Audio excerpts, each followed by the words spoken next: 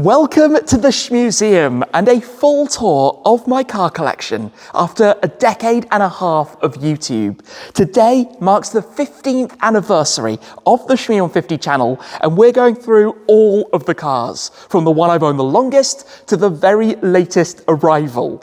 There's also a brand new member of the Shmoo the Cow family and plenty of changes here in my garage. However, each and every year we do a complete run through of all of the cars in the collection, how many miles they've driven, and stay tuned because you'll be surprised by the total, the costs of servicing and bills, and summarize the year of ownership. Hi guys, I'm Shmee, hello, and welcome back to the channel. Let's do this, the 2025 full Shmeemobiles update. In the daily driver corner, it's pretty dirty around here, I'm not gonna lie. The British weather right now is atrocious, it's freezing cold, but over the last year, the collection has grown from, in the 2024 update, after 14 years, being 20 cars, it's now 23 cars. The year ahead, we've got a couple of arrivals. That means with a minimum of 3 cars coming in, probably more, we're gonna have to say farewell to at least 5 or 6 of the collection. Some thoughts on that a little bit later. Over the year, insurance has been climbing astronomically. Costs generally haven't been that bad, except for 1 or 2 cars, which I'm gonna tell you a little bit more about today. But I think we should rewind it all the way back and begin from the start. One of the OGs, the McLaren 675 LT Spider. I still love it. I know you guys still love it. This is now 8.5 years old. In the last 12 months, I've not driven it anywhere nearly as much as I thought I might, certainly not compared to the year before when we had taken it across Europe, but this is now, believe it or not, 8.5 years old. It had its 8th annual service. It was originally the standout Shmeemobile back at the time, right? So it got the 15 number plate, 15 from the 150. It just happens to be now 15 years of the channel. The 675 LT Spider followed this line I had owned of the MP412C originally, which I then replaced with the 650S Spider, then had the 675 LT Coupe before they then introduced the Spider and upgraded to that as well. And we did this incredibly bespoke paint, formulating the MSO Orion Purple with the cerulean blue fleck that would match with the previous LT Coupe and also with the McLaren Senna. But the LT is a fantastic car, and I continue saying to this day that I think it's the best car modern McLaren have made. Of course, the era of McLaren Automotive, and we're lucky to have the P1 over there that we'll go and take a look at. But this 3.8 litre twin turbo V8 that sounds fantastic, 675 horsepower, some very clever aero with the active rear wing, very much ahead of its time, carbon fibre tub, F1 shift paddle system with the rocker paddles, the convertible roof, of course, here not really being that much of a problem because of the extra stiffness that you get with the carbon fibre tub that underpins the whole thing. It's been a big journey and a big part of the story. So many different videos on this over the years. I mean, I've taken it to Germany and driven many laps of the Nürburgring. We've been to VMAX on the German Autobahn. It's taken part in Gumball 3000. I've driven it all the way on fuel faction down towards the countries in the Balkans like Croatia, Montenegro, Bosnia, the most amazing time. So this is a car that means a lot to me, and I'll continue to own it and use it. And like I say, in the last year, it's not been as much as you might think. It started the year on 19,400 miles. It's now on 19,700 miles, so it's only driven 300. But I think what that tells us is that 2025 is going to be the year that this becomes a 20,000 mile McLaren. Along the way then, it's just had its annual service, which for the 8th one was £1,500, and its 12 months road tax, which now in the UK for a car like this is £735. That's basically it. The tyres are aging. I changed them at a pure McLaren track day at Spa quite a few years ago, but they are now, I think, 6, coming up to 7 years, which means I'm going to need to put a new set of Trofeo Rs on it. Not exactly all-season tyres, but they were the original homologated tyre, and to be honest, it's not a car that I'm going to take out if the weather is like it is today, in negative degrees outside. So the LT is a very special Shmeemobile. It will continue to be a permanent member of the collection, even if it hasn't done all that much this year. Maybe in 2025, we need to get it out on another road trip. Quickly, before we move to the second car, I think many of you already know that this barn is on a farm in England that used to be the milking parlour. So this was the home of cattle before it became the home of all of this horsepower. And if anybody's counting, do add up and post in the comments how much all of this actually is. 2 years ago, we launched our mascot, Shmoo the Cow, and I want to say thank you to the thousands of you who have already got one.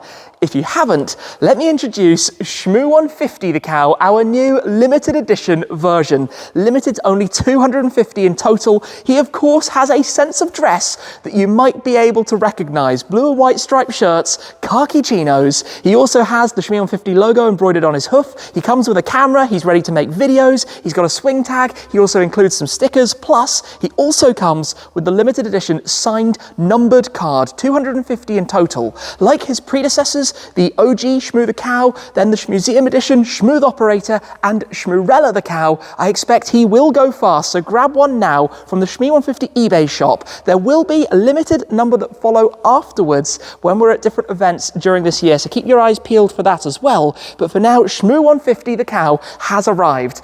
Let's head to that next car. The LT Spider had been the 17th car that I had ever owned. Up next, number 18, a fan favourite, the Aston Martin Vantage GT8, one of 150 that were really the final send-off of this generation of V8 Vantage, and for me it was also a tribute to the car up above it, my original OG Shmeemobile, the V8 Vantage Roadster.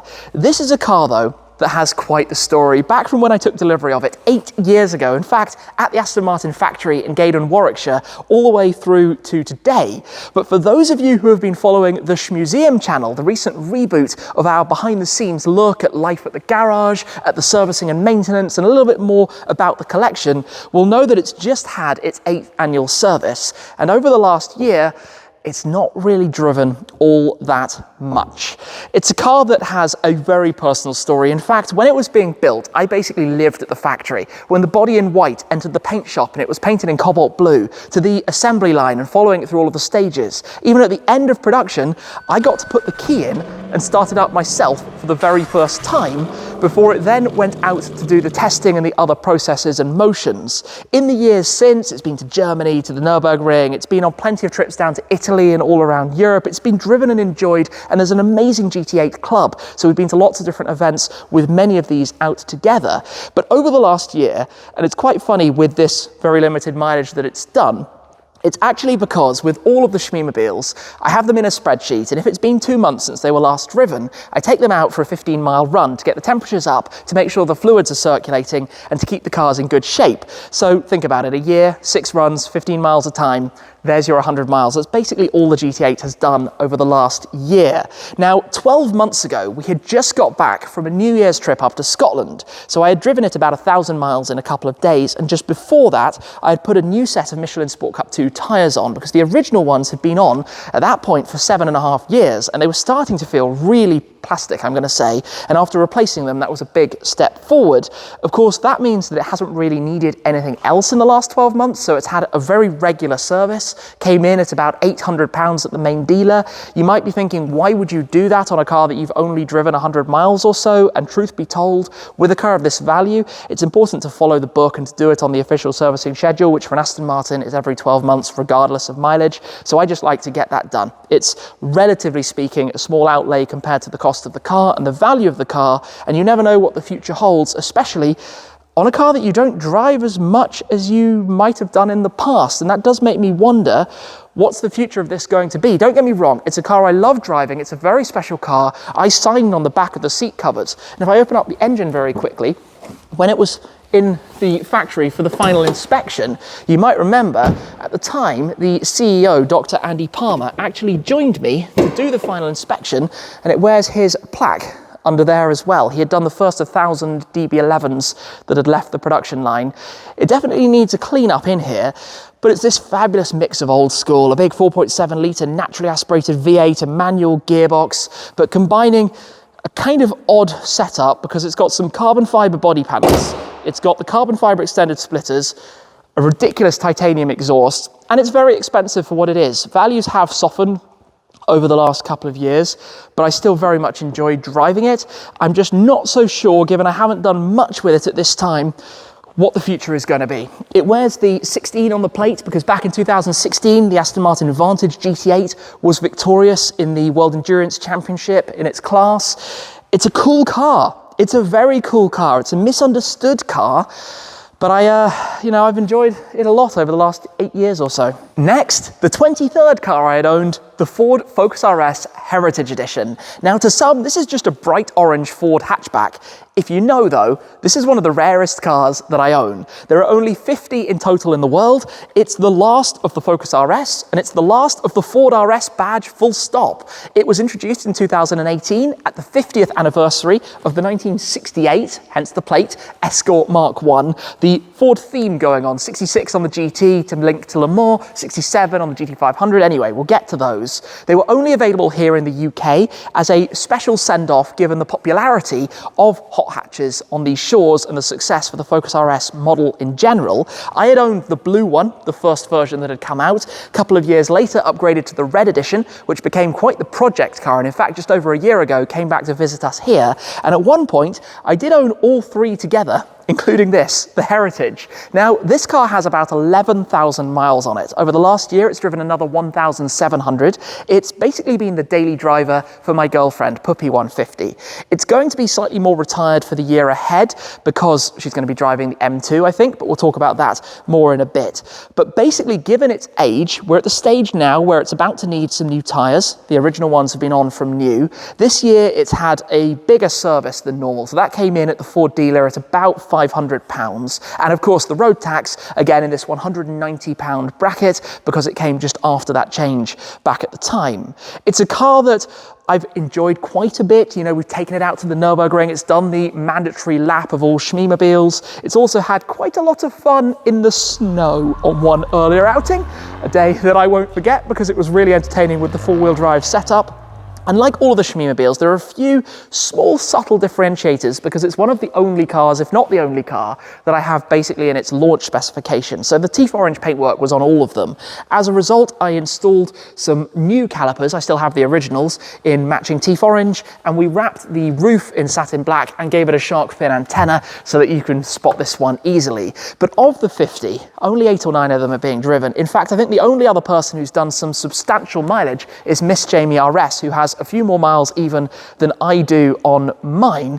But over the year ahead, I think it's going to be more of a garage queen, we could say, just have a little bit of a break before things in the future. Can you believe that the Ford GT is now 6 years old? Time has flown by for the, I'm going to say, most iconic of the Shmeemobiles. Now, of course, I'm filming this out here in Orlando, Florida, visiting Tavares. The car is about to be shipped back, but won't quite have returned in time for the 15-year anniversary. It will soon be landing back at the Shmuseum. But this is, of course, the red and gold 2018 Ford GT, the car that in the years to date has been all around Europe. I took it to Sardinia for an amazing adventure. It's been in Germany on the Autobahn going over 200 miles an hour. It's been to the Nürburgring plenty of times. Back in 2019, I had it out in the United States. We did this amazing trip all around the whole US, starting in Manhattan, taking it across the whole country, where of course it returned again this year, having had some outings last year when it was wrapped in the pop art by Louet Hyper Pop, and we took it to Supercar Owners Circle in the south of Spain.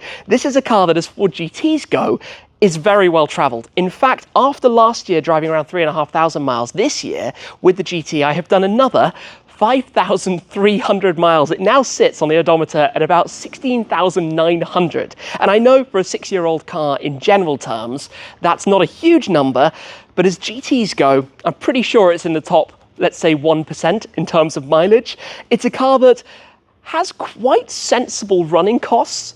In general terms, I'll tell you about some of those in a sec, but remember back at the time, right, when I spec'd this, I did the red and gold as a tribute to Alan Mann Racing, who raced the GT40s back in the 1960s. The twist on the colour scheme with the modern liquid red paint, complemented by the Alan Mann Racing gold stripes. Henry and Tom Mann very kindly sourced the paint for me to be able to get that matched by Multimatic, and this was the first new Ford GT that left the factory with a bespoke custom paint colour for the stripes, full stop. The details and exclusive things extend beyond that. For example, the wheels on the car are a very limited set of BBS FIRs specifically for this, painted in Sarth grey to match the GT LM's wheels with the cutouts, the FIR style. We've even got the floating centre caps, which were a new addition this year from BBS as well.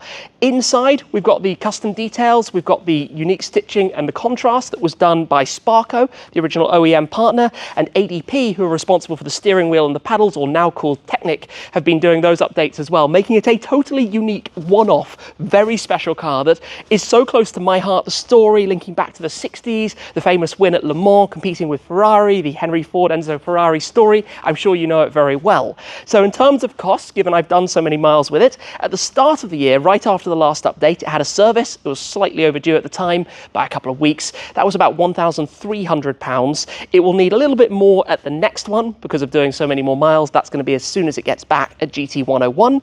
We had the annual road tax in the United Kingdom. That's gone to £190. It's the new system that was introduced just under a decade ago. That new system means that it's not actually that expensive to run from this point on. It'll be 190 plus inflation every year. Outside of that, we're going to need some new tyres very soon. Those are about to be finished, but I haven't ordered them yet. The biggest cost we had, which many of you will remember, happened earlier this year, the cracked windshield. That cost me around $5,000, £4,000. A big thank you to the team at Blue Chip in Colorado who helped get all of that repaired and resolved to get it back on the road. But yeah, that was not ideal to say the least. Now, the other upgrade we did this year, if you come towards the back of the car, was of course, I'm going to say yet another change to the exhaust. After we had installed Quicksilver's bespoke special projects one-off exhaust, we then went for this, their new GTLM exhaust with the fins and blades that you see inside the tailpipes. It's made from Inconel, incredibly light, looks amazing, inspired by the GTLM limited edition that Ford offered, one of the specials. And they have, of course, gone on to introduce the Alan Mann Heritage Racing factory version. But interestingly, and I was able to confirm this when I went to the American Muscle Car Museum in Melbourne, Florida, that car has a different color gold stripe. It's much lighter, whereas this is kind of true to the original Alan Mann Racing, even though it has the darker liquid red paint for the body rather than the more gloss race red, the traditional, almost, I'm going to say, Ferrari style red. I'd mentioned the details on the inside. I still love the drama and theatre of the car. It's a car that is very much a permanent member of the collection. It's never going to go anywhere. It's just done quite a lot this year, so potentially expect it to have a little bit more of a backseat position going into the next year or two as I give it a bit of a rest. We'll just tidy it up, get it properly serviced after the big tour that it's had here in the US, get the new set of tyres on it, and overall, I still love it. Never won't. What a car. From one of my favorites in the Ford GT, which was car number 24, to another, number 31, the Mercedes-Benz SLS AMG Black Series. Now, between the two were a few pretty cool cars, the likes of the McLaren Senna, Toyota GR Supra, G63, GTR Pro, but this was always one of my dream cars, and I was lucky to buy it about 5 years ago, at the start of 2020, right before the entire global pandemic shut everything down, and we went over with my G63 with a trailer over to Germany to buy this from Schaltkulisse near to Munich in its original look in Himalaya grey.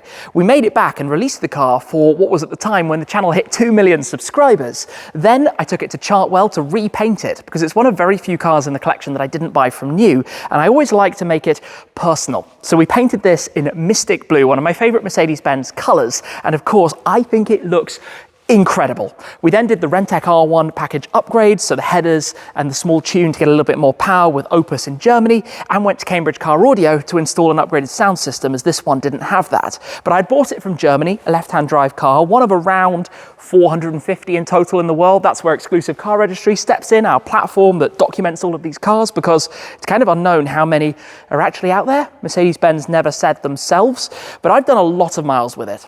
When I bought it 5 years ago, it had about 6,000 miles on it. In the first year, it did about 13,000 more. It then had a few quieter years. In the update 12 months ago, it had been on Gumball the previous year. And of course, it's had outings at the Nürburgring. It wouldn't be a Shmeemobile if it hadn't. And it's been to 200 miles an hour plus on the Autobahn multiple times. But over the last 12 months, it's had a pretty grueling outing. It now sits on 27,000 miles. It did 3,500 in the last year, and a big chunk of that was when I took it to Italy for the Mille Miglia experience, to chase the classics with a few modern supercars, driving in hot temperatures through bumpy, small Italian towns, having a ton of fun. But I'm not gonna lie, this is a car that it's probably the fussiest of all the cars that I own. Over its life, we've had some thermal issues, we've had some electrical issues, and I've probably spent over 5 years in the region, I want to say, of about £20,000 on maintenance for this car alone.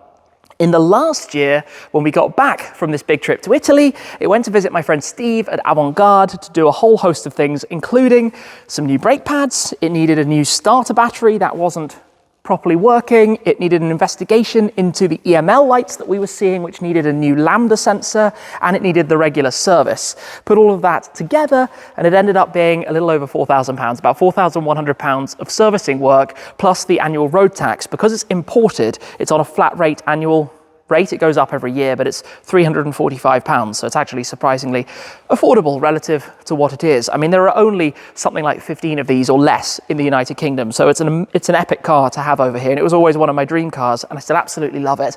I suspect next year will be a slightly quieter year, though, for the SLS after so many outings with it during 2024. Moving from the 62 with the 6.2 litre V8 to another big V8, in this case, the Shelby GT500, one of the ultimate of this generation of the Ford Mustang, the car that I bought in the United States, the 35th car that I had owned, bought it at the very start of 2021. So this is now 4 years in my ownership. It will come as no surprise that it wears the 67 because the first ever Shelby GT500 was the famous 1967, and I would love a 60s Mustang at some point. Over the last year, this hasn't done all that much. It started its life in a very busy way. In fact, in the first month I owned it, after we had installed PPF, we went on a full Where's Shmee USA tour. It was like 7 weeks on the road, something like 7,000 miles instantly. Then in 2022, we did the Gumball 3000 from Toronto to Miami. That was epic fun with this, before eventually importing it to the UK about 2 years ago,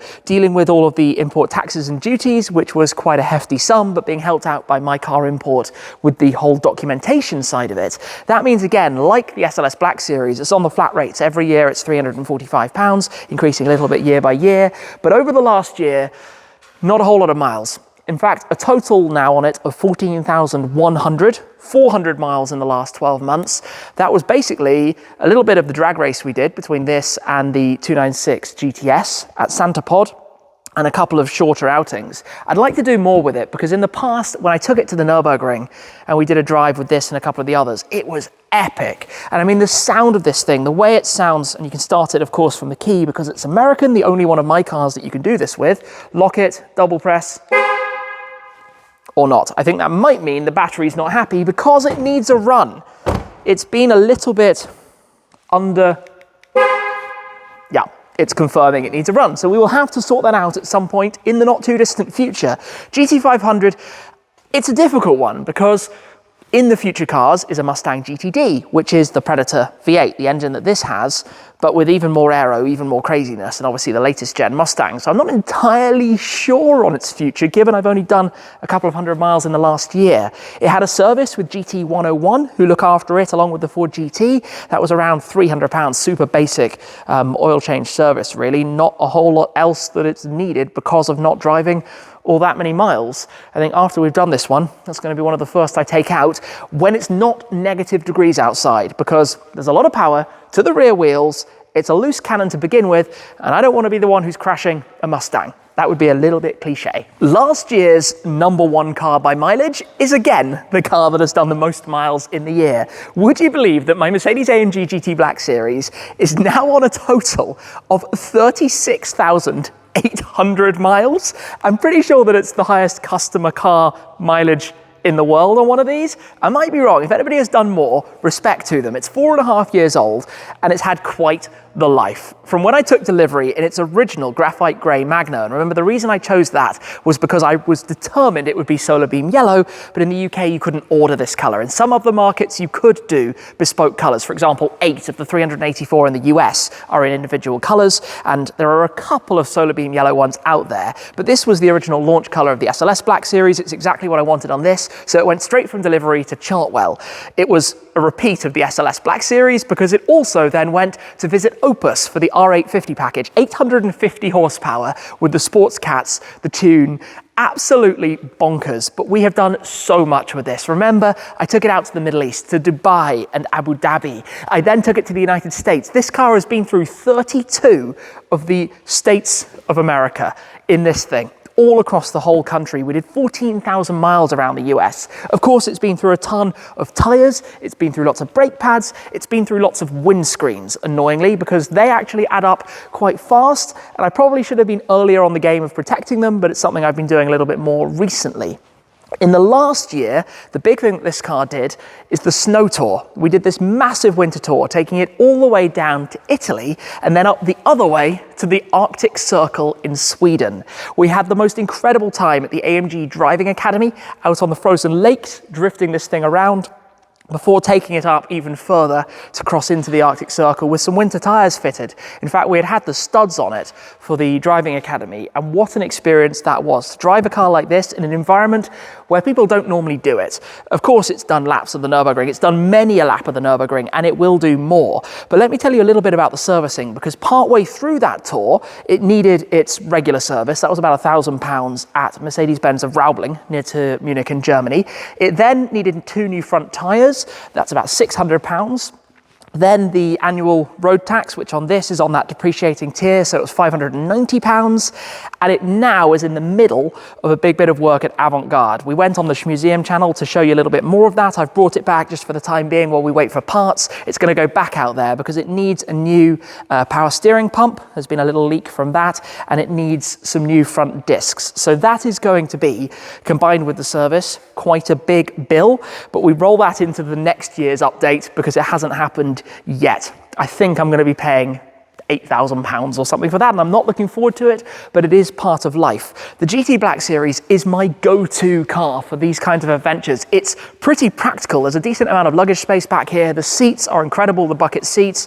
It just works so well. I've got 2 sets of wheels and tyres for it. We've had so much fun with it, and it doesn't cost that much to own and run. Yes, the discs have gone, and I saw a lot of people talking about that, how it's not really done enough miles yet, but it's had 15 pretty hard track days. Remember, this has been driven under the floodlights at Yas Marina in Abu Dhabi. Hot temperatures, hard. They were glowing orange. It's done days at Circuit of the Americas, the United States Grand Prix track as well. Again, in Texas, in the heat. Again, really, really pushing on with it. And it's been to the Nürburgring, I don't know, 6, 7, 8 times, something like that. So it's had the proper outings, and it looks amazing, and I absolutely love it. And it's got the Swiss vignette in the window from earlier this year, because we also, don't forget, at the end part of the year, took it to Supercar Owners Circle along with the Zenvo, so drove it all the way down to Puglia, the south of Italy, Bari, that area.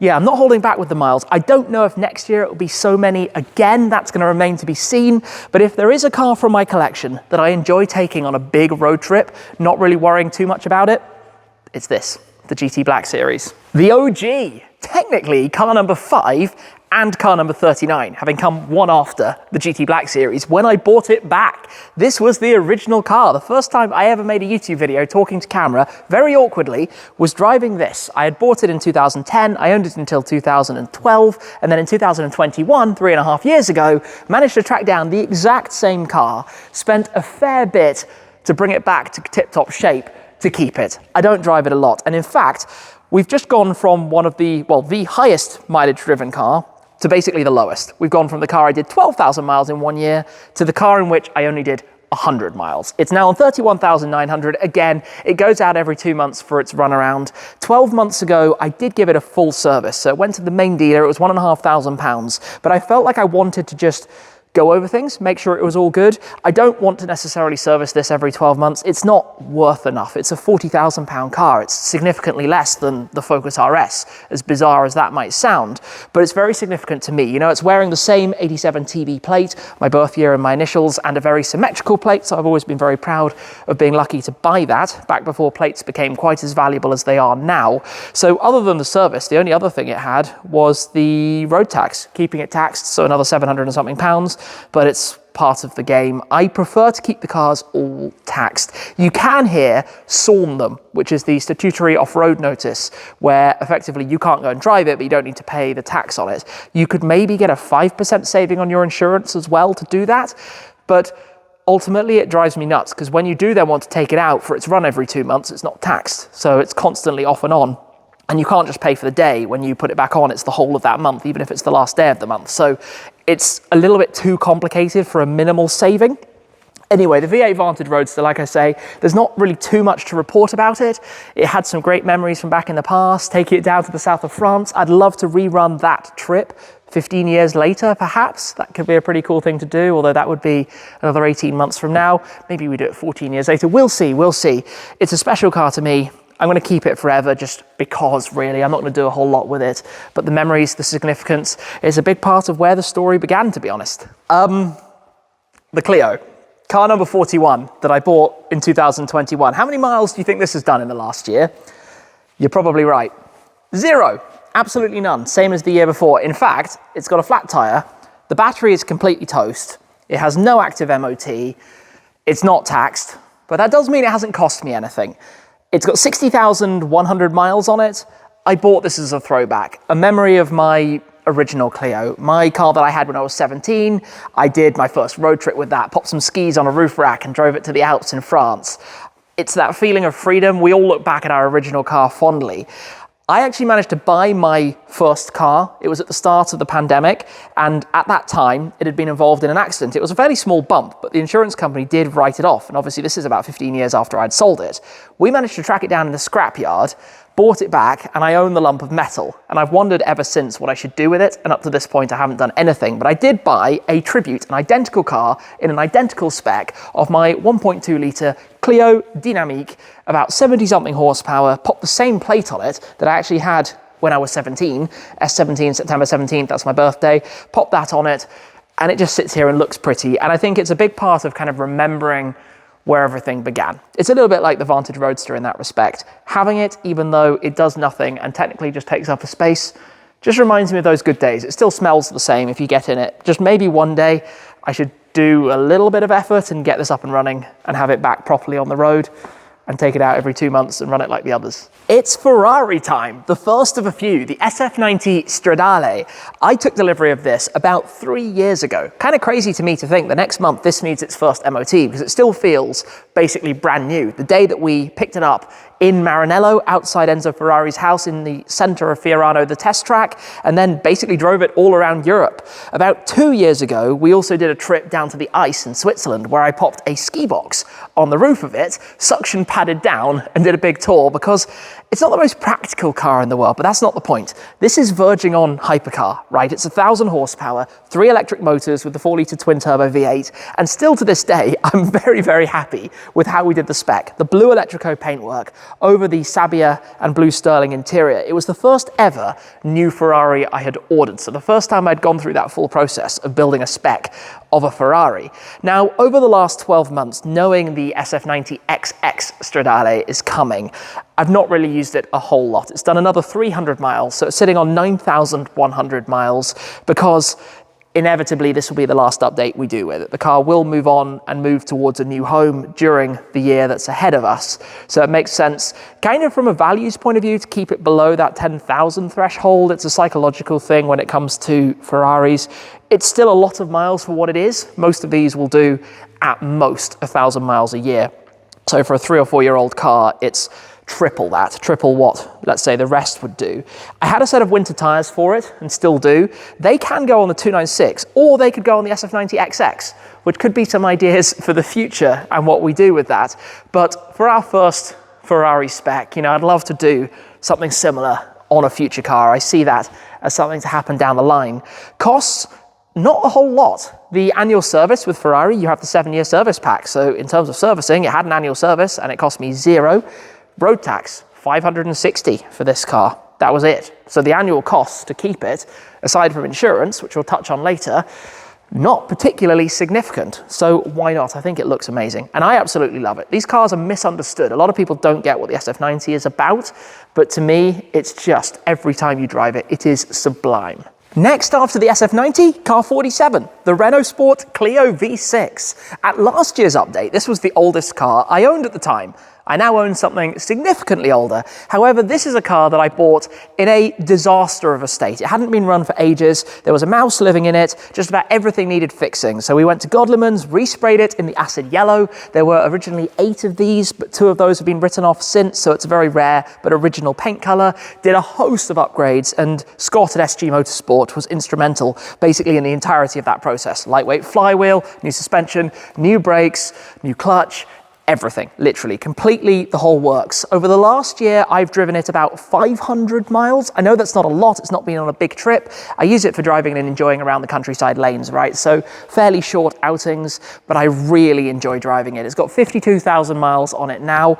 it's just a lot of fun. Yes, occasionally small things go wrong. It's a 2004 car, but it's a car that, again, hasn't cost a whole lot. It went to Scott for a service, I think about £300 worth of service work. It also has its annual road tax, which is about £415. So 2.5 years on, I would like to get this to the Nürburgring at some point. It is a car that many people will often say it wants to kill you because there's not a whole lot by way of assistance, and it's very snappy. Remember, the engine is in the back. People forget that. It's a hatchback, but there's no engine in the front. That's a small bit of storage. However, it's utterly useless for road trips because the small bit of storage you do have there gets filled with water when it's raining and is not particularly big anyway. So that's one to figure out down the line. Maybe it'd be fun to take this for some of the other similar, let's say, modern classic cars out for a run to the ring at some point. Regardless, it's that link back to the Clio. Remember, this was the flagship version of the original Clio that I had, the phase 2 generation from that period. And I just think it's crazy. It's something that you wouldn't really get again. The plate is actually a link back to my original car. So before putting the private reg on my first Clio, it was actually LR05 FTA. So I put the FTA nod with the V6 designation for the engine, of course, on this one. So while it hasn't done any particularly big trips, I absolutely love it. Originally, I thought when we started this project, it would be a case of finishing it and then selling it. I don't want to sell it. I love driving it too much. The 49th car in my ownership history is, without a doubt, the craziest of them all, my Zenvo TSR-S. Would you believe I've now owned the Danish megacar for about 2.5 years? A megacar because it makes a megawatt of power, 1,360 horsepower. And my word, this has been the craziest couple of years in terms of sense of occasion and ownership experience. And I know back at the time, there were some doubters about whether I had actually bought this thing. And if that was you, I would love it if you make a donation to a charity of your choice, because fast forward a few years, and this is still very much here in the garage. The TSR-S is Zenvo's crazy wing that moves around mad machine. And it was back in 2022 that I announced it was joining the collection. We had the opportunity to go to Præstø, the factory in Denmark, to choose all of the bespoke options and the different paint colors and to formulate some unique shades. Then, of course, to visit on a number of occasions after that for the whole assembly and the build process, to see this coming together before going back to take delivery again in Denmark, and then transporting it straight from there to Croatia to go and join Supercar Owners Circle to drive with all of the most amazing hypercars, and to drive this chasing the Bugatti La Voiture Noire. Very much a pinch me moment. The next year we had more adventures, including the Gumball 3000. We drove the start line with this car, crossing the line in Edinburgh, driving day 1 down to London as part of the rally where we took 6 different cars for the 6 different days, enjoying this, and then after that sending it out to the United States to go to Monterey Car Week to join all of the celebrations around the launch of Zenvo's new model, Aurora, which made its debut out there as well. Then it came back, went for some servicing before over the last year. We've had even more events. Aurora made a debut as well at the Goodwood Festival of Speed, so we had this down there in a lineup of a number of different Zenvos. I think it was 6 or 7 in one place, which was super cool. And then after that, we went back to Supercar Owners Circle again a couple of months ago in Puglia with the GT Black Series in the south of Italy, driving with a remarkable lineup of cars. There's no other event like it when it comes to these kinds of cars, and that's what this is all about. We did some drag races with the 2 cars, and I know you could say if you just want to do drag races, take something like that or a Turbo S because you just press a button and go, or if you want to do a ton of track laps, you're going to take a GT Black Series or maybe a Porsche, you know, GT3RS or something. But the sense of occasion that comes with a car like this is unlike any other. Being able to drive with crazy hypercars in something that people don't know all that much about, and the interactions you have with the manufacturer.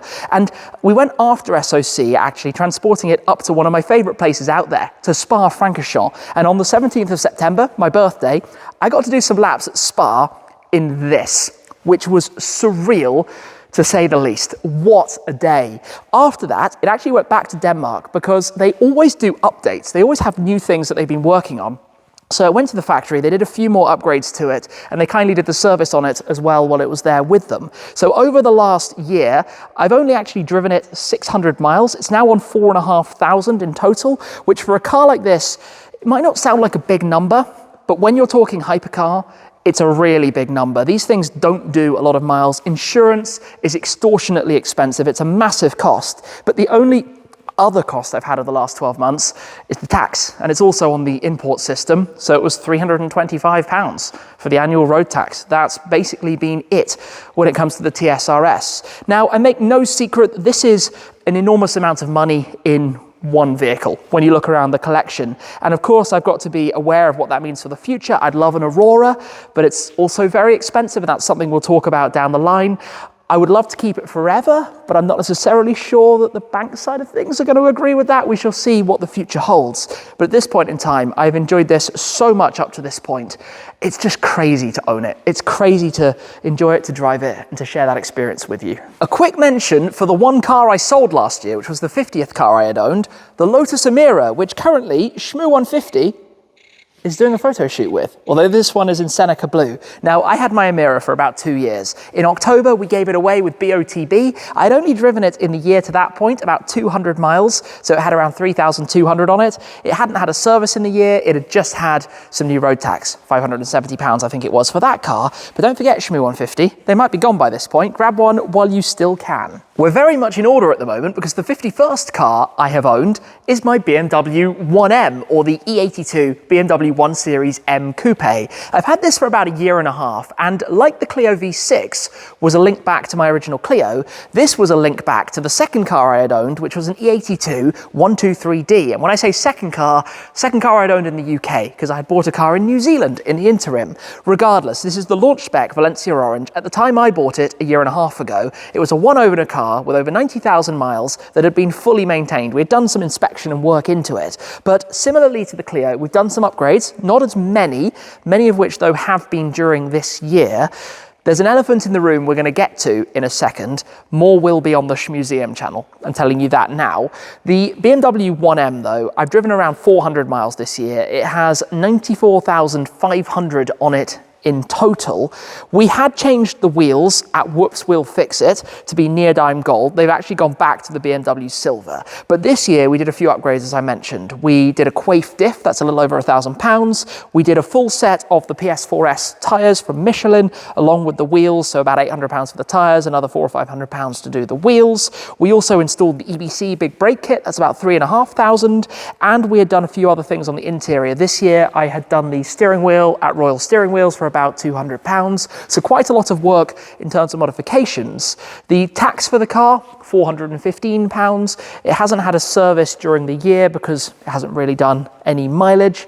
It's about to have one actually at this point in time. It's about to have a service, and it's about to have some other bits just fixed and done as well, like the AC had some issues, but we fixed that. There are a couple of other things. It's an older car, right? It's a 1M, so it's a bit of a blast from the past. I would love to do more miles with it. I'd love to do a Nürburgring lap or two with it, but there's about to be some very big news on the Shmuseum channel.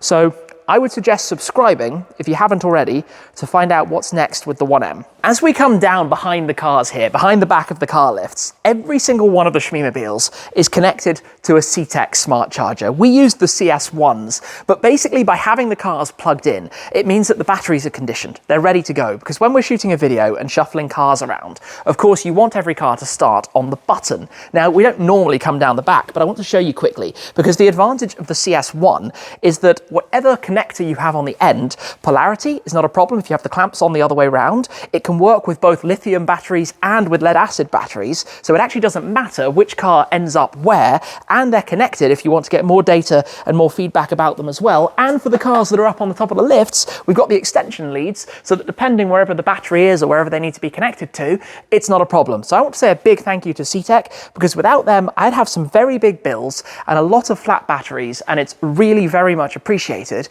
that they keep everything powered and keep everything up and running. Car 52, very shortly after the 1M, another orange car in the collection, the Ferrari 296 GTS, my second newly configured Ferrari. We did something very different in the Rosso Dino over the dual-tone grey interior. Collected it about a year and a half ago from HRO and Ferrari Hatfield. I ordered the cars through Ferrari London, but they do the servicing over there, and like the SF90, it had a free service earlier this year.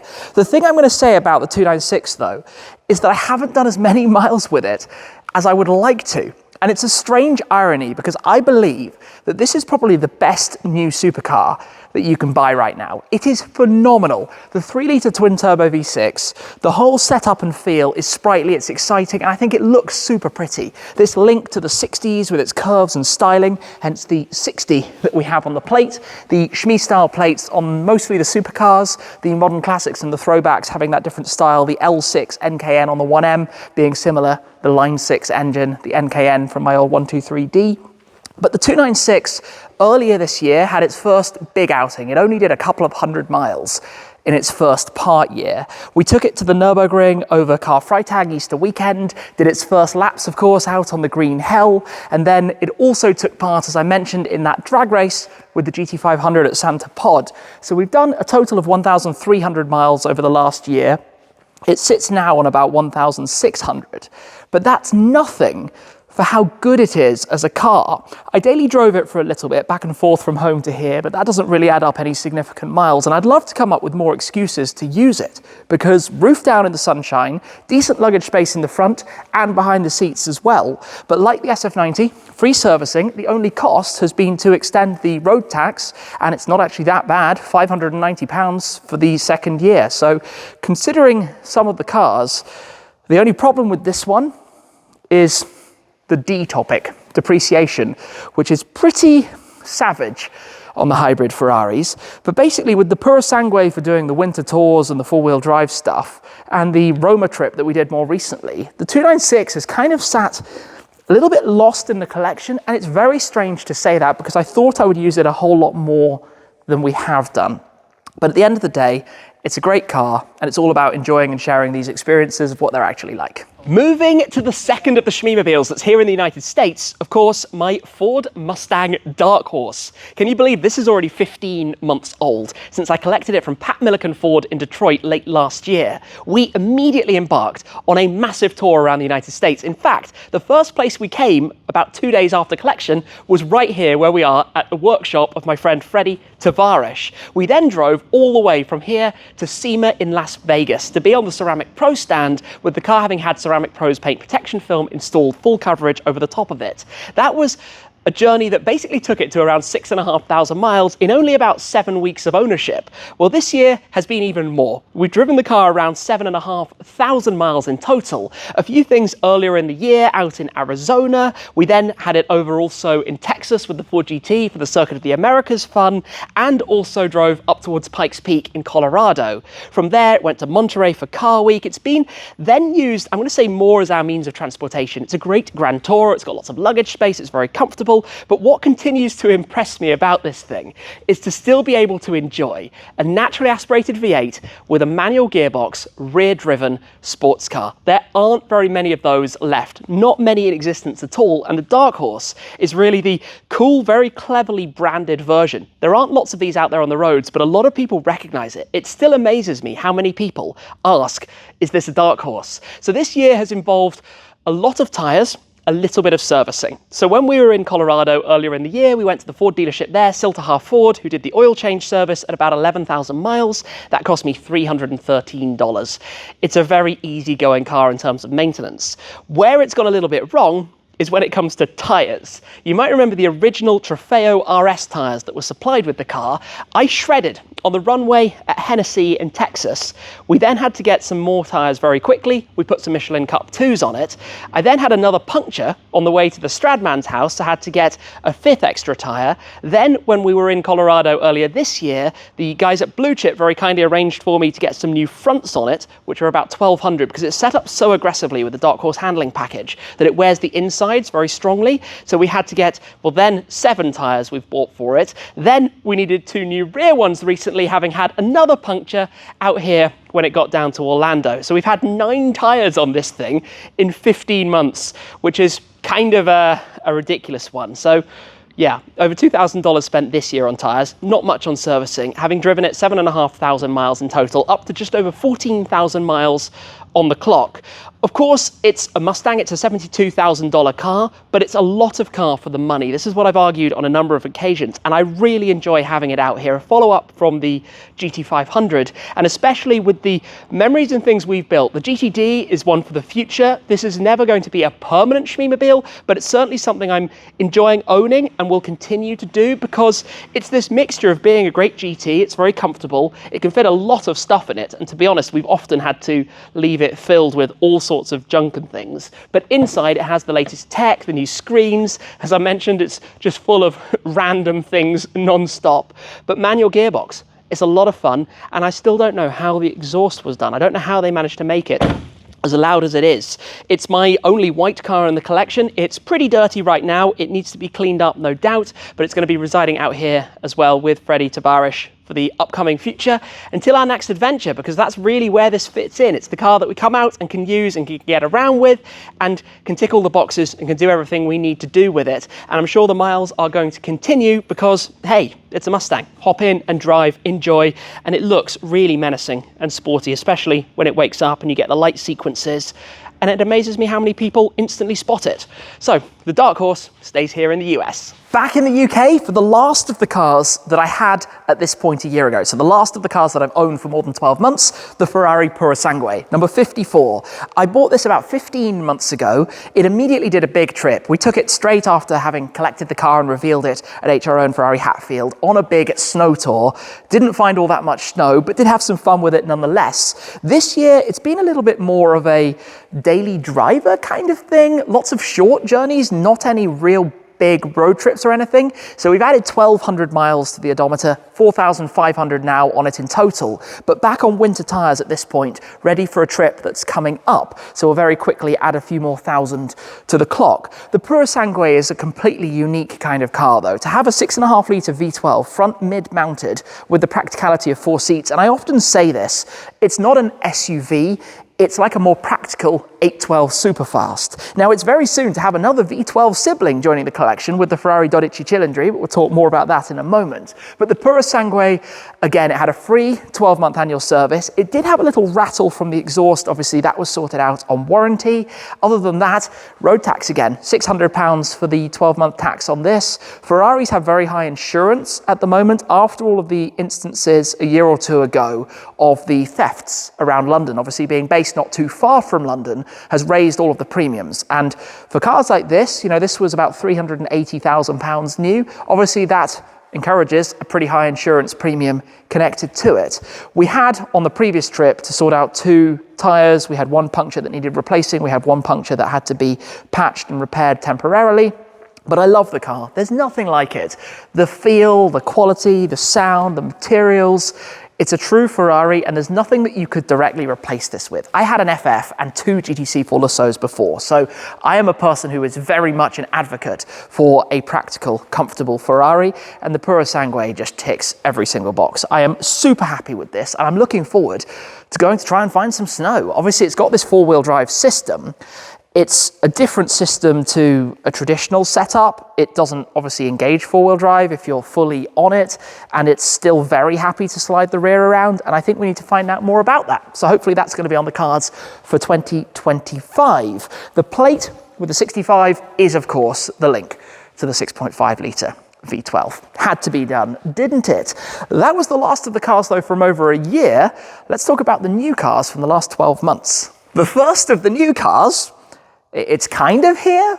My Porsche 914, which you won't be surprised, has driven precisely 0 miles as well in the last year. I purchased it in February 2024, so it's just under 12 months. The interior parts are here, awaiting in the very near future some retrimming because the car has been making some amazing progress. Of course, straight from buying it, it went up to Yorkshire Car Restoration. We started with an inspection, knowing that this 1973 2-litre 914 was likely to have some rust and some issues. And it turned out to be very bananaed, curved in 2 directions, and overloaded with rust issues. Hence, it got the affectionate nickname of hatches. It's been a long journey, although the guys up there, Steve and Ryan, have been amazing doing their work, and it's now painted in ruby stone, the famous colour that was introduced by Porsche in 1991 with the 964 Carrera RS. We picked that colour as Shmoo150 is also from 1991. She has been a big inspiration behind the purchase of the car, so we liked the story behind it. There's always got to be a story when it comes to the colours.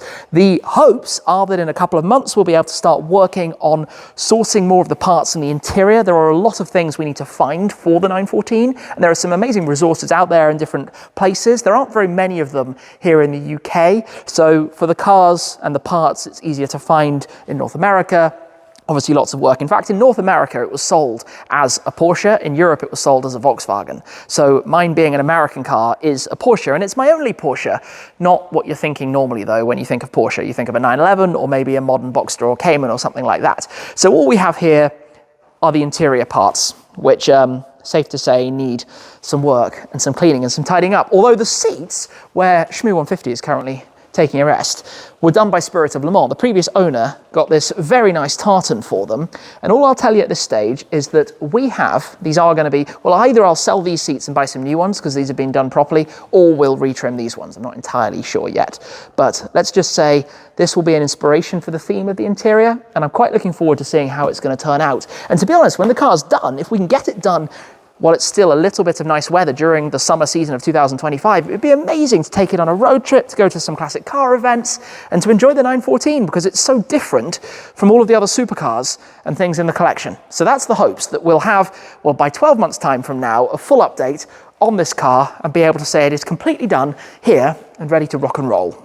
One of the smallest cars, the smallest Ferrari as we call it, the Fiat 500 Abarth Ferrari Dealer's Edition, to give it the correct name. This is a 2009 car. It's one of 200 in total, 200 Ferrari Dealer Editions, but out of those, only about a third of them are Abarths and the other 2/3 are Fiat 500s. This is actually number 200 of 200, as per the plaque. It was Dick Lovett Swindon's car, and I purchased it on Collecting Cars about 6 months ago. It's Rosso Corsa with the 430 Scuderia style stripes. I think it's a really cool, fun thing. I actually had seen an advert, a sales listing for this very car beforehand. And back at the time, I loved them. I used to have a 595C Turismo, the convertible. And I had seen an advert for this. And I had been speaking with Brad, who works here and features on the Shmuseum channel. And we'd been saying, I wonder if we could track down that car. And then lo and behold, I kid you not, a matter of weeks, a couple of months later, it's on Collecting Cars. And I was like, how can I win this without it going to some crazy sum? Anyway, I managed to buy it for £16,000,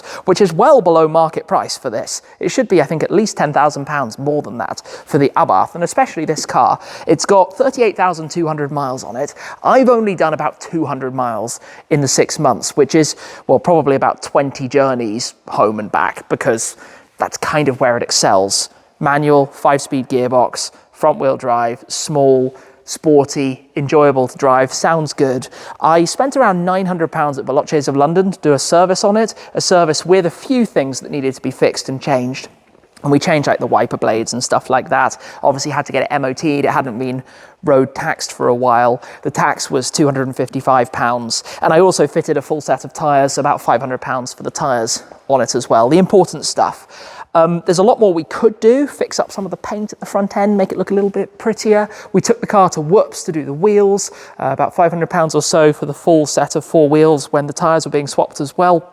I'd love to do paint work, maybe go to Godleman's for that, do the stripes, fix it up, make it look a little bit tidier, and some of the interior parts as well. The number plate, the GJG, is again a nod to my earlier Abarth. The F14, because I couldn't find something that more accurately matched the engine, I think is quite a fun nod, stands for Ferrari with a 1.4. Which is exactly what this is, because it's Rosso Corsa, the famous Ferrari paintwork. And I'm not a fan of Ferraris in Rosso Corsa, generally. There is one that I would consider as an exception, but it worked to get it in this case, to have that colour in the garage.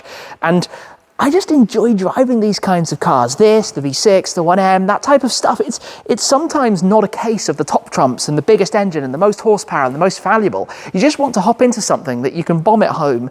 I can fit this easily into a small parking spot that we have at home without stressing about it and just enjoy the ownership. So I'm very pleased that I bought that.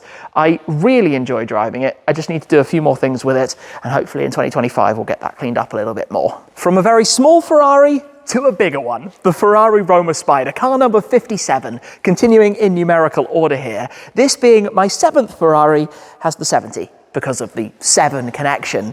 I've had this again for about 6 months, and while we have driven a fair few miles with it, and as has my dad, the car hasn't needed anything at this point. Nothing's gone wrong, so there have been no costs, no service, although it will have the 7 years free servicing from Ferrari, and it still has the first year of road tax, which is included for free, or included in the price, I should say, with a brand new car. Now, ever since I first saw the Roma, and I went to the original launch event in Italy quite a few years ago for the coupe, and then I drove that car on a number of occasions, I've always loved it, and it has this image, this perception of being the baby car that you don't really want, but they make you buy. And I think it's so far from that, as I've spoken through my videos. We've driven this about 2,500 miles so far, including a road trip that we did down to Italy. We took it to Finale Mondiali, the Ferrari World Finals, where you have all of the madness happening. I went for a ride in an FXX K Evo with Garage 173, tons of epic cars around, including the new Ferrari F80. But this sounds great, 3.9 litre twin turbo V8. It looks great, and this color, blue Corsa,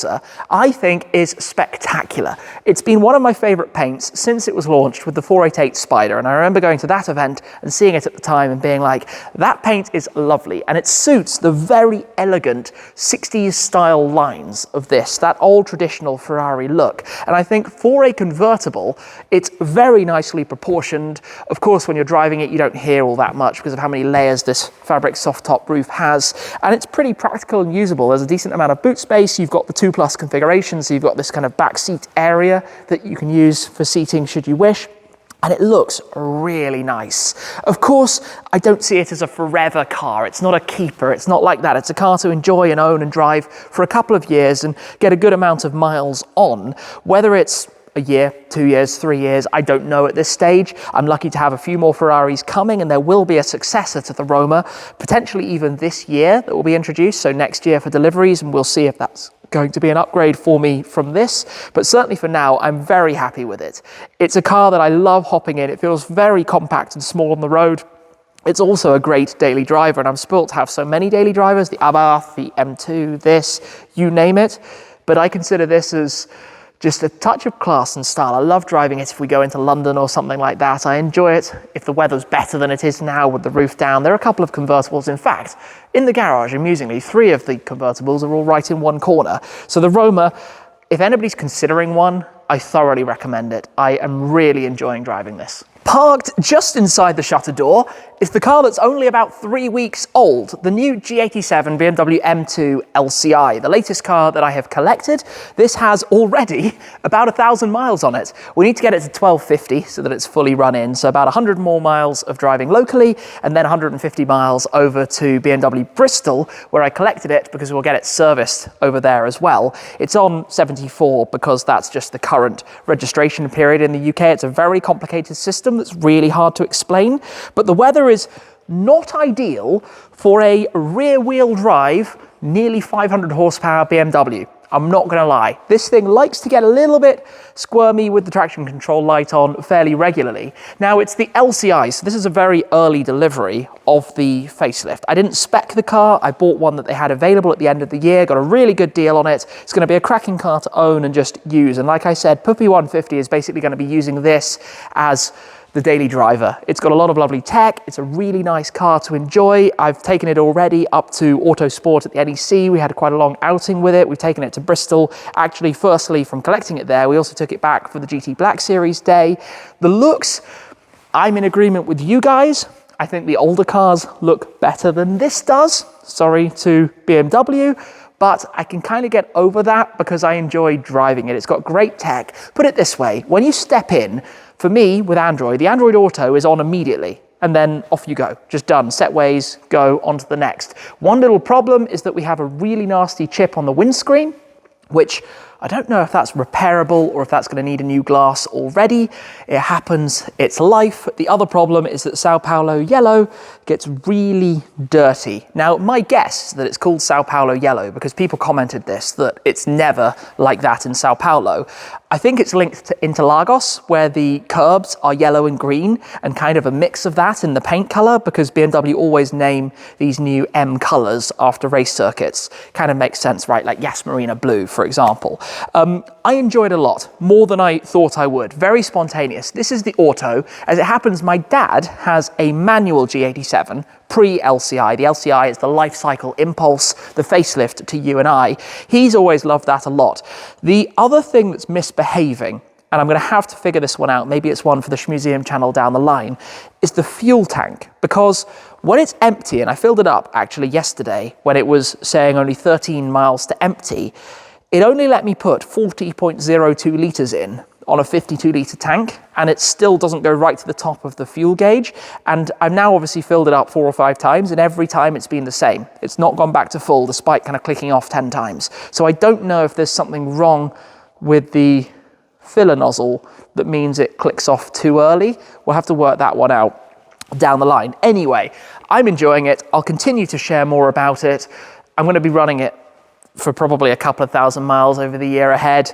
It kind of follows on from the Emira, really, unintentionally. That wasn't the plan behind it, but like I said, offer came in, it was like, why not? Let's go for it. Let's see what the new M2 is all about. Plus, it's nice to experience these things and to be able to share with you on the channel what it's like getting a new BMW and to go through that process and go through the motions with it. So I'm very happy with this so far. I like it far more than I thought I would. It's not really a car in the same way, so no surprise we have 0 miles on my Williams FW19, the 1997 Williams Formula One show car. This has been now with me for a couple of years. When I got it, it was a simulator, it had been converted, and we were trying to work out exactly what it was under the skin. It is an original carbon fiber tub, you've got the original components, in fact outlines of the old sponsors, we've got wheels and tyres that I should probably be doing a better job of, because those will flat spot if they're not inflated and looked after with a little bit more responsibility. But I think every garage needs something like this, right? It's a big part of it. And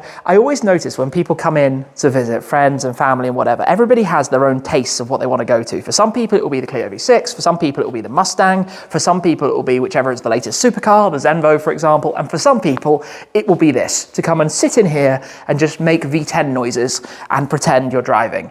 Obviously, it would be amazing if it was the real running thing. That would make it worth £1.5 million maybe. As it is, nothing quite like that at all. But unfortunately, because of the way this is particularly put together, you couldn't put an engine in this. We did all of the investigation work into that. You can't put an engine in here, at least not if you don't have a death wish, because it would literally fall apart. And I don't fancy that. However, as a piece of memorabilia, well, we have the space for it here in the halo bay. It looks really cool, ready to burst out onto the racetrack. And also, when we've got the projector on the glass and watching the F1, it's really cool that this is right behind. Maybe if we ran out of space in the future, it's something we could hang from the rafters or put up on a wall or something like that. I've always loved collections when I've seen that type of setup in the different garages. But for now, I like being able to just sit in it and make brum brum noises and imagine you're driving in Formula One, because it's cool. It's the year that Jacques Villeneuve was victorious, won his Formula One World Championship, the last year that Williams won a Formula One World Championship. And actually, because of this being here, I've ended up speaking with Jacques, which has been super cool for me, because that's my earliest memory of Formula One. I was 9 during that championship. So that was quite exciting. Quite special. Anyway, I love having it here. I think it's a really cool thing just to look at. There are a couple more details we could get right, like barge boards it doesn't have, because I never had them, and that would be quite expensive to reproduce because they don't exist. It's not like you can just get parts off the shelf for it like you can with a regular road car. But hey, I'm very pleased with the work that was done for the livery. Obviously painting it up at Godliman's, and then Dub Customs did all of the stickers over the top of that to match the Monaco F1 race of that year. And in fact, I actually have the scrutineering slip certificate from the spare car at Monaco of that year, which is just quite fun. It all comes together, it all pieces together. So I love having this in the collection. I think it looks really good here, under the chevron lights, surrounded by all of my number plates. There are even more to go up. Just a smart piece of garage memorabilia that's kind of a car. Takes up the space of a car at least. In addition to my own cars, we've also welcomed some pretty epic guest cars, some visitors that have resided here for a short period. In fact, over the years to date, we have had some amazing cars come through the doors, some of which have just been for a day, like Mike's Pagani Zonda, or for example, Tommy from Super Vettura coming with the Koenigsegg Jesko, but some have resided for a little bit longer, including my friend Richard from Challenge the Roads Lamborghini Murcielago LP670-4 SV, the Super Veloce, probably my favorite Lamborghini of all time. In fact, my first ever video on the channel featured one of those in the exact same specification, alongside a Rosso Corsa Ferrari 458 Italia. But having the Mercy SV here was awesome. It was here for 6 months or so. We intended that Richard and I would take it for a drive together at some point, but just schedules never worked. Whenever he was available, I was out of the country. It just constantly was one of us not being here. So eventually it went for a service, went back to his place afterwards. But another car that came for a short period that was absolutely mind-blowing when it touched down was my friend Passen's Aston Martin Valkyrie, the purple carbon fiber with hand-painted gold accents and details of Aston Martin's otherworldly track hypercar that's somehow road legal. You have to be so delicate with Valkyries because they're very particular about how you start them, how you leave the battery, the fact that you can't just sit them in the corner of a garage and leave them. You do actually need to start them up from time to make sure that the high voltage battery system is fully charged. It doesn't do it like, say, a P1 that you can just park and to an extent just leave in a garage and hey, it's all good. But the Valkyrie being here, just sitting in it and, you know, just thinking about that car and the engineering in it, and I've been lucky to drive one since with my friends at RFX Collection over in Germany, just utterly bonkers. And to be able to see it here in this environment was insane. Then, of course, we have welcomed the Lamborghini Gallardo, the pre-LP 5-litre Gallardo Spider from my friend who, well, this wasn't the plan. The plan was just to borrow it for a few days and take it for a drive and share a video. But then he said, well, hey, you seem to quite like it. Would you like it to stay for a little bit? And I'm not going to say no to that. So I've taken it out once or twice since. I really enjoy this generation of Gallardo. For me, that was kind of the era when I started getting into supercars, and this was Lamborghini's more dailyable, usable supercar, so it's stuck around for a little bit longer. If I don't take it out anymore, I do want to pop it up onto tyre cushions, as it's going to sit potentially for a while and not move to the same extent as some of my own, but maybe I kind of treat it like my own and drive it every 2 months. We shall see with that one. But most recently, this. Richard came by again with his McLaren P1. Now this car has less than 300 miles on it. It's one of fewer than 20 cars with a full exposed carbon fiber body, and it's the only one that has that in purple, the K-purple carbon as it's called, this extraordinarily glittery diamond dust lacquer that it has over the purple, or sorry, with the purple over the exposed carbon fiber. It looks amazing. This is probably one of the best McLaren P1s in the entire world, and it's right here, plugged into its hybrid battery charger. Interesting thing that a lot of people don't realize, you shouldn't keep these in race mode. So it's sitting here in aero mode at the moment. Maybe even we should put the wing down at the back, but you don't keep it in race mode because it over pressurizes the hydraulic system, which will eventually lead to failure. So you don't want to do that. Otherwise, you're going to need new dampers, accumulators, and some of the complicated tech stuff that's in it on a far more regular basis than you would like. However, being able to just feast eyes over this is quite inspiring, to be honest. It's awesome to be able to see the cars, and I think it's awesome for you guys to see cars like this in the videos. So I really appreciate my friends who do let me keep their cars here, and maybe over the next year we'll start to see even more swinging by, because we do have a little bit more space that we can play with here at the Shmuseum. And if I do start to sell a few more of mine, as I've talked about, and we'll get to more in a second, then it will be good to kind of replace those spots with epic stuff like P1s and Valkyries and who knows what hypercars. The next chapter has to be the long-term loan cars, and I'm going to start with our workhorse, the pink van, the beloved pink van, the Ford Transit Custom from MSRT in Telemagenta. This has been with us now for 2 years. Unfortunately, very sadly, in a matter of days, it is going to be leaving us. We have driven it a lot of miles. It's got about 33,500 miles on it, of which 17,000 have been in the last year. It's been used as a support vehicle for Gumball 3000. It's been used to tow some things. It's got quite a low tow limit, so it has to be used for open trailer with parts of a car rather than a full, fully going vehicle. But this has ultimately been used for so many errands and tasks, and I can't thank MSRT enough for everything that we've done with it. Of course, we did the white livery to match the Huracan STO at the time, but tons of miles just as a mainstay in the background for so many things. In terms of cars on rotation, earlier in the year we took delivery of the Genesis G70 shooting brake, a car in which we did about 3,000 miles in total. I wasn't completely blown away by it. It was a lot of car for the money, it worked very well, the interior was very nice, but there were a few things about it that were a bit peculiar for me, and like I said, it didn't leave a massively lasting impression. We then had the Alfa Romeo Stelvio Quadrifoglio. What I'm going to say about the Stelvio is that it's incredibly expensive for what it is. That car's list price comes in at just under £100,000, and for me, it felt quite old and out of date in terms of the interior. Yes, when you're really pushing on, it comes alive. When you're really pushing on, it's a very dynamic, very capable, very fun car to drive, but it needed a little bit more for me. We drove it around 2,300 miles in total before that left, and this arrived, and oh my days, the BYD seal.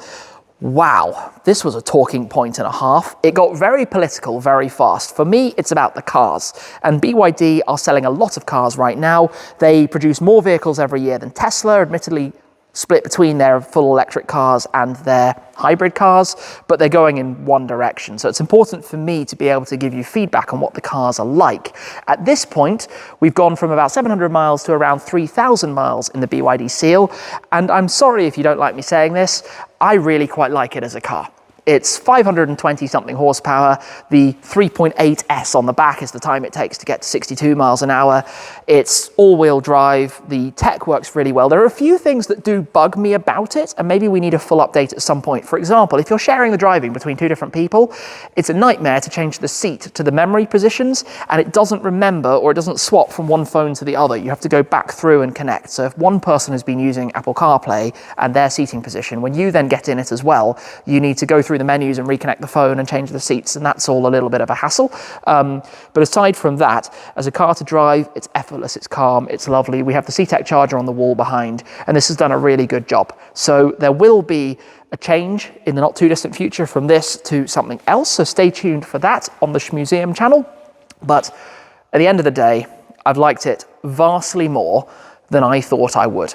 And I have to be honest about that, it does us really well. This brings us then to talking about overall things, mileage and insurance and pricing. And then we'll touch on some of the new inbound cars. So across the entire fleet, the loaner cars have driven 24,600 miles in the last 12 months. And then through my entire fleet, including the Emira having left, but that was the only car that left during the last year, this lot have driven 38,900 miles for a total mileage of the Shmeemobiles, let's say, of 63,500 miles in 1 year.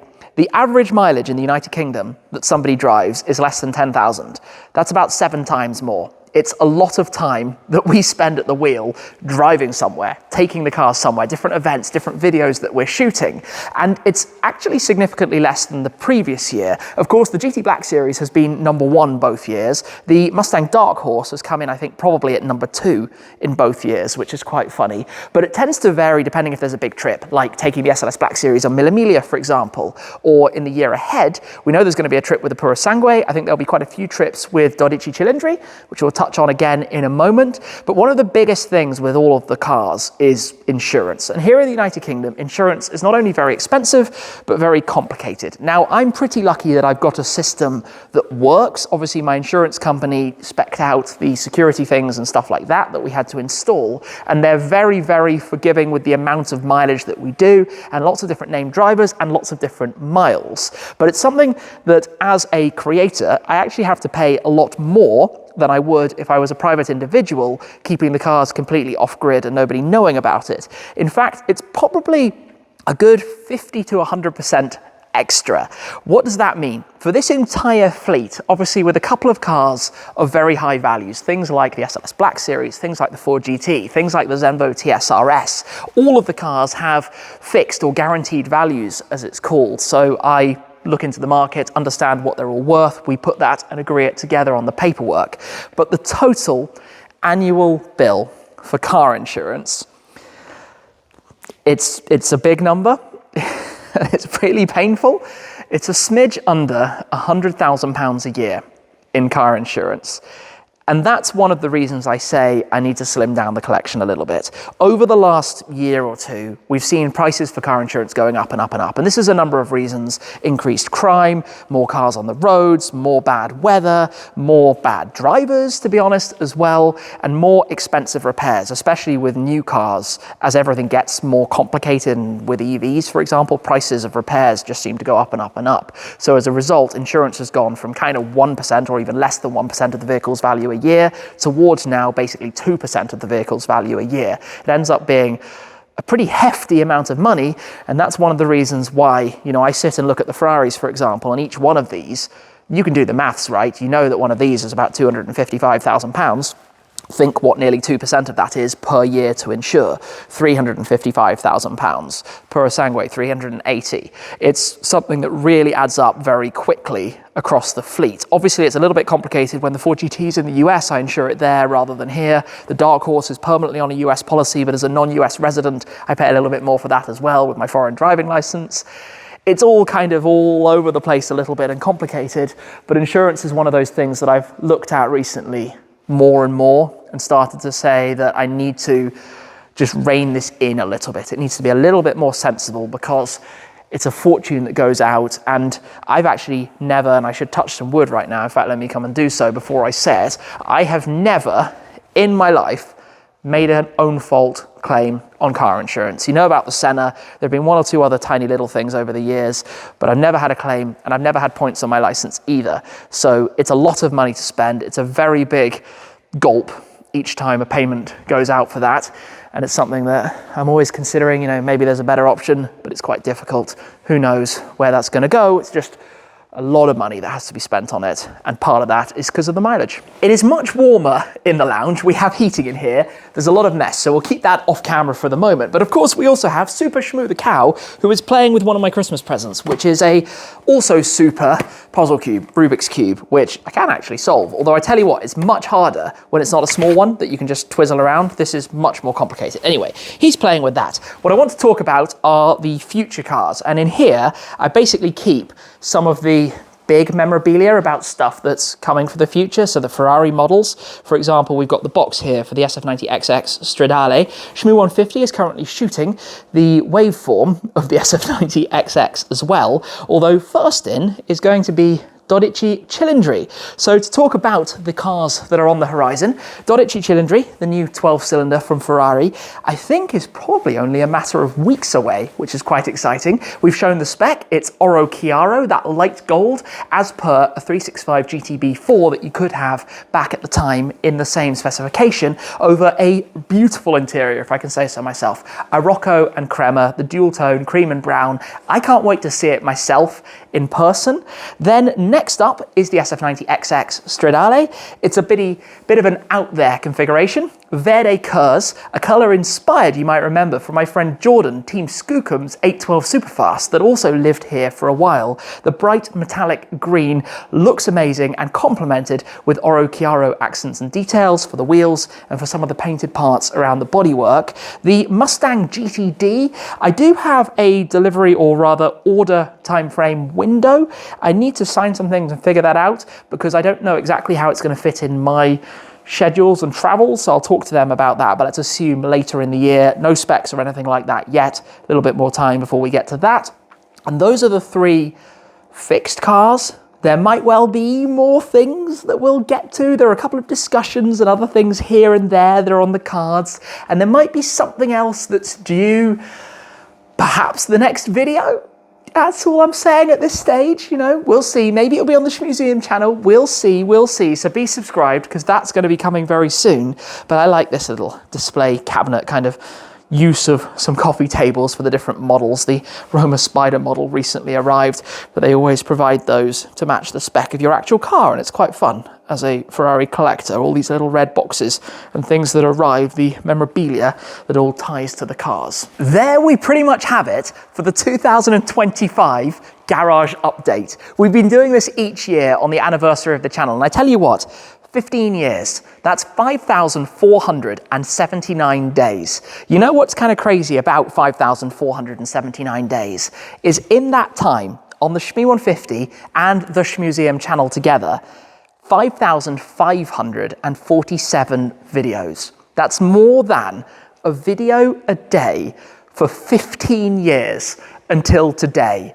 It's 1.235 billion views on the Shmoo150 and the Shmuseum channels, not including billions of views on Facebook, Instagram, and TikTok. And you know what? I want to say thank you to all of you. You've been part of this journey from day one, from spotting cars and driving my 123D around London to growing it to the collection that you see now here at the Shmuseum. For me, it's still surreal. It's still crazy. And I've spent a little bit more time looking back at some of those earlier videos just because it reminds me of this evolution of social media and riding and surfing this wave. I want to say thank you again to the thousands of you who have got a Shmoo the Cow. If these haven't already gone, Shmoo150 the Cow, of course, available in the Shmoo150 eBay shop right now. We do also have the Shmuseum edition of Shmoo the Cow, plus in the not too distant future, we will also have a Shmuseum edition of Shmoorella the Cow that you guys have been asking for. Once the 250 of these are gone, that's it for online sales. We will hopefully have a few in a very small batch at events that I'll let you know more about in the future as well.